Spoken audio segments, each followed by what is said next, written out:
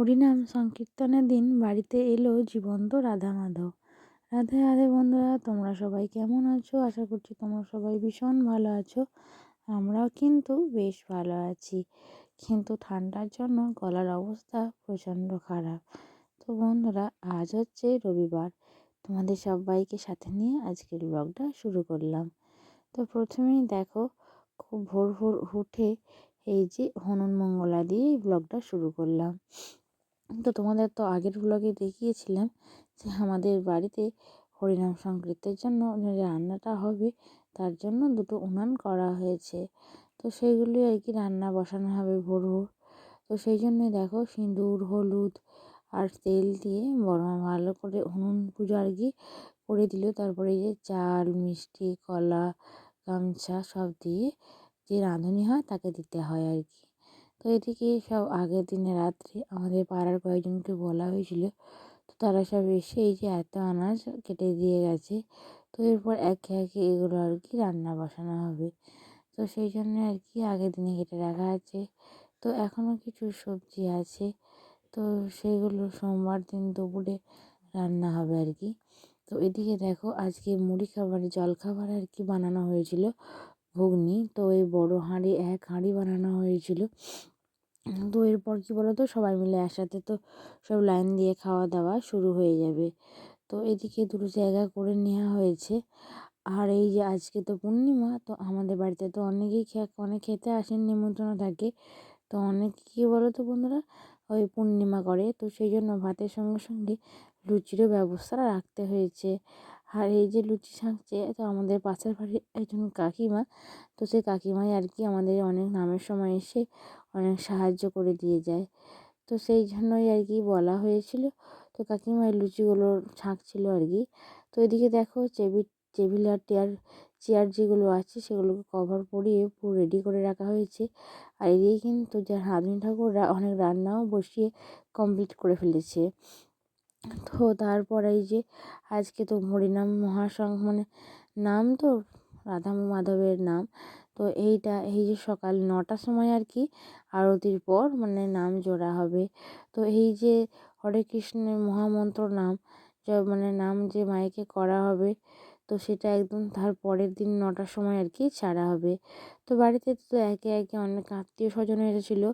তো আমার বোন এসেছিলো, মা এসেছিলো, আর এই যে বোনের দু শাশুড়ি মা, তো তারাও এসেছিলো। তো এছাড়া আরও অনেক কুটুমজন এসেছিলো।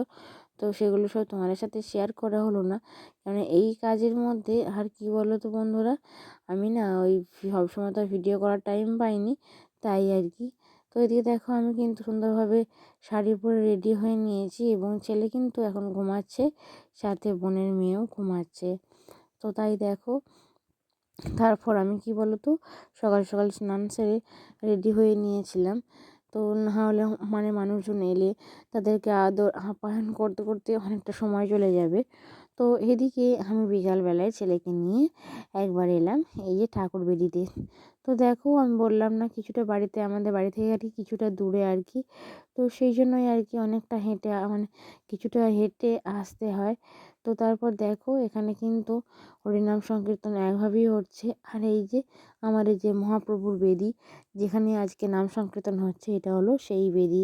তো এখানে আমাদের বাড়ির যে পিতলের মূর্তি সেটাও থাকে এবং মাটির রাধা মাধবের মূর্তি থাকে। তো দেখো, দেখতে কিন্তু অপূর্ব সুন্দর লাগছে। তারপর এই যে দেখো, আমাদের যে বেদির পিছন দিকে, তো ওখানে আর কি তো দলের যে লোকজন তারা আর কি নাম সংকীর্তন করছে। আর এদিকে বড় মা তখন সন্ধ্যা দেখাতেও চলে এসেছিলো। তো ওই সাজাতে সাজাতে অনেকটা দেরিও হয়ে গিয়েছিলো আজকে। তো দেখো, আমাদের অনেক প্রতীক্ষার আজকে অবসান। তো বাড়িতে অবশেষে জীবন্ত রাধা মাধবের আদিষ্ঠান। তো আমাদের বাড়িতে প্রত্যেক বছর এই সময় আর এই দিনে জীবন্ত রাধা মাধব পদার্পণ করে। তো ওখানে গান হয়, খোল করতাল বাজে এবং আমরা বাড়ির সবাই মিলে রাধাকৃষ্ণকে মিষ্টি জল খাওয়াই এবং প্রণাম করি। তো চলো দেখা যাক।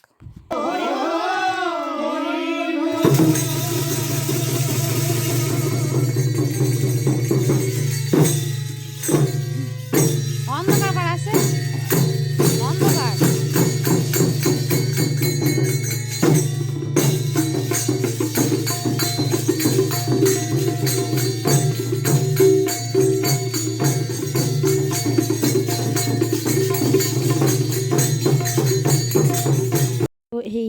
আমাদের বাড়িতে আজকে জীবন্ত রাধা মাধব এলো। তো এই রাধা মাধবদের আদর আপ্যায়ন করব। তো কি বলো তো বন্ধুরা, আমাদের বাড়িতে প্রত্যেক বছরই এই রাধাকৃষ্ণ আসে সেজে, আর এত ভালো লাগে কি বলবো তোমাদের। আর তার সাথে থাকে হরিনাম মহাসংকীর্তন। তো এই যে বাঁশি বদলের দল, এটাকে আমরা এখানে গ্রাম বাংলায় সবাই মিলে বাঁশি বদলের দলই বলে থাকি। তো যাদের যেখানে চল আছে তারা সেরকম বলে। তো সকাল না সন্ধ্যে 7টা থেকে আরম্ভ হবে একদম পুরো রাত 10টা পর্যন্ত। তো সেখানে আর কি আরতিও হবে, কিন্তু এত ঠান্ডার জন্য আমি ছেলেকে নিয়ে আর যাইনি। তো বাড়িতেই এখন আছি। আর এবং দেখো আমার ছেলে এবং মেয়ে তো ওরা কত মজা নিচ্ছিল হে রাধাকৃষ্ণের নৃত্য দেখে। তো তারপর ছেলেকে ঘুম পাড়িয়ে দিয়ে আমি একদমই চলে এলাম মহাপ্রভুর বেদিতে। তো এখানে বাঁশি বদল হচ্ছিল। আর কি বলো তো, আমি তো অনেকটা দেরি করে ফেলেছিলাম।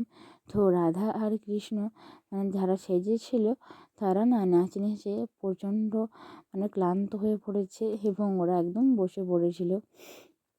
তো যাই হোক বন্ধুরা, আমি আবার কিন্তু এই আজকের ব্লগটা শুরু করেছি সোমবার সকাল থেকে। তো বিছানা ভালো করে সুন্দর করে গুছিয়ে আর রুমটা ঝাড় দিয়ে নিচ্ছি। আর সকালবেলায় কী বলো তো, সেদিবা একটু দেরি করে উঠছি, কিন্তু কি বলো তো, ছেলে না সকালবেলা একদম আমাকে ছাড়তেই চায় না। তো সেই জন্য আজকে ঝাড়পাট দিতে অনেকটাই দেরি হয়ে গেছে। তো দেরি যেহেতু হয়েছে, ছেলে তো ঘুম থেকে উঠে পড়েছিল। তো সেই জন্য আর কি ছেলেকে খাইয়ে দিলাম, তারপর এই যে ঘর দুয়ারগুলো ঝাঁটা দিয়ে দিচ্ছি। আর কি বলো তো, এমনিতেই আমাদের বাড়িতে এখন প্রচণ্ড ধুলো, সবাই আত্মীয় স্বজনরা এলে বাড়িতে যা হয় আর কি। তো যতই গুছিয়ে রাখি ঠিক অগোছালো হয়ে যায়, এবং কি বলো তো ধুলো নোংরাও হয়ে যায়। তো যাই হোক, তারপর আগের ব্লগে দিদিভাইদের কমেন্টগুলো তোমাদের সাথে শেয়ার করে নিই। তো আগের ব্লগে সোমা গাঙ্গুলি দিদিভাই কমেন্ট করেছে খুব সুন্দর হয়েছে, এবং টেস্ট অফ বেঙ্গলি থেকে দিদিভাই কমেন্ট করেছে আজকের ভিডিওটা খুব ভালো লাগলো। তো দিদিভাই তোমাদের অসংখ্য অসংখ্য ধন্যবাদ এত সুন্দর সুন্দর কমেন্ট করার জন্য, এবং আমার ভিডিও রোজ ভালোবেসে দেখার জন্য। তো দিদিভাই, আমি আমার প্রত্যেক দিদিভাই এবং দাদাভাইদের বলবো, যারা আমার ভিডিও রোজ দেখো, যে অবশ্যই তোমরা ভিডিও দেখে আর আমাকে সুন্দর সুন্দর কমেন্ট করে জানিও। তো যাই হোক, এবারে সব রুম কটা বেশ পরিষ্কার করে ঝাঁট দিয়ে নিলাম। তারপরে এই যে ডাইনিংটা ঝাঁট দিয়ে নিচ্ছি। আর কি বলো তো বন্ধুরা, বাড়িতে যখন মা বা বোন ওরা কেউ আসে, তখন কিন্তু দেখবে আলাদা একটা আনন্দ হয়, কেন নিজের বাড়ির কেউ এলে মনে হয় যেন বেশি মজা হয়। তো যাই হোক, আমি এদিকে দেখো ডাইনিংটা ঝাড় দিয়ে নিচ্ছি। আর কি বলো তো, রুমগুলো এতটাই নোংরা হয়ে গিয়েছিলো। তো দেখতেই পাচ্ছো কত কাগজ, কত নোংরা। তো যাই হোক, এখন আগে রুমগুলো পরিষ্কার করে ঝাড় দিয়ে নেব, তারপর মুছে দেবো। তো যাই হোক, অনেকটা কাজ এদিকে এগিয়ে গেল। তারপর আজকে তো সকাল সকাল মহাপ্রভুর বেদিতে যেতে হবে, কেননা ওই যে কালকে আগের দিনে হরিনাম যে মহা নাম আরম্ভ হয়েছিল। তো আজকে সেই নামের সমাপ্তি হবে, এবং তাড়াতাড়ি কাজ সেরে নিয়ে আমি যাব সেখানে, এবং সাথে ছেলে মেয়ে আর বাড়ির সবাই যাব। কেননা নাম যখন হরিনাম সংকীর্তনের নাম আরম্ভ হয় এবং শেষ হয়, তখন আমরা সবাই থাকি। তো এদিকে কিন্তু প্যান্ডেলের কাজ শেষ, তাই প্যান্ডেল খুলে দিয়ে ওরা নিয়ে চলে গেল। তো এদিকে দেখো, তোমাদের তো আগেই বললাম যে আমাদের যে মহানাম সেটা এবার সমাপ্ত হবে, তারপর বিকালবেলায় ভোগগান আরম্ভ হবে। তো এদিকে ধুলোটের জন্য দেখো এখানে ডেকাবির মধ্যে আবিরও নিয়ে চলে আসা হয়েছে, এবং রাধা মাধবের চরণে এই আবির অর্পণ করার পর আমরা সবাই মিলে কিন্তু একটু আবির খেলি। তো দেখতেই পেয়েছো আবির নিয়ে আমার কি অবস্থা। তো পুরো মাথাটা একবারে লেবু হয়ে গেছে। তো আমাদের যে আমরা বাড়ির সব আত্মীয় স্বজন পাড়ার প্রতিবেশীরা সবাই মিলে কিন্তু এই আবির খেলে থাকি। তো দেখো আমার মায়ের মাথাটা তো চুল দেখাই যায়নি, এমন অবস্থা, পুরো লেবু হয়ে গিয়েছিল। তারপর আমি, বোন, মা, আমরা সবাই মিলে কিন্তু এই সাদা লাল শাড়ি পরে রেডি হয়ে নিয়েছিলাম ভোগগান দেখতে যাওয়ার জন্য।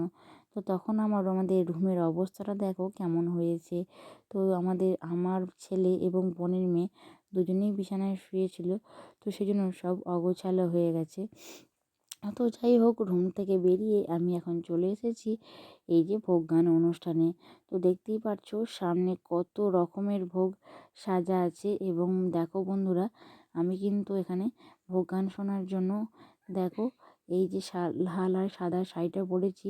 তো আমার সাথে সাথে আমাদের যে আত্মীয় স্বজন এবং আমার যে যাহেরা আছে, তো সবাই মিলেই পড়েছিলাম এবং হরিনাম সংকীর্তনে অনেক আনন্দ করেছি। কেননা দেখো, আমরা সবাই মিলে কিন্তু অনেক বাহু তুলে নৃত্যও করেছি। তো সবটাই তোমাদের সাথে শেয়ার করলাম। আর কি বলো তো, অবশেষে ভোগগানে কিছু অংশ ভাবলাম তোমাদের সাথে শেয়ার করে নিই।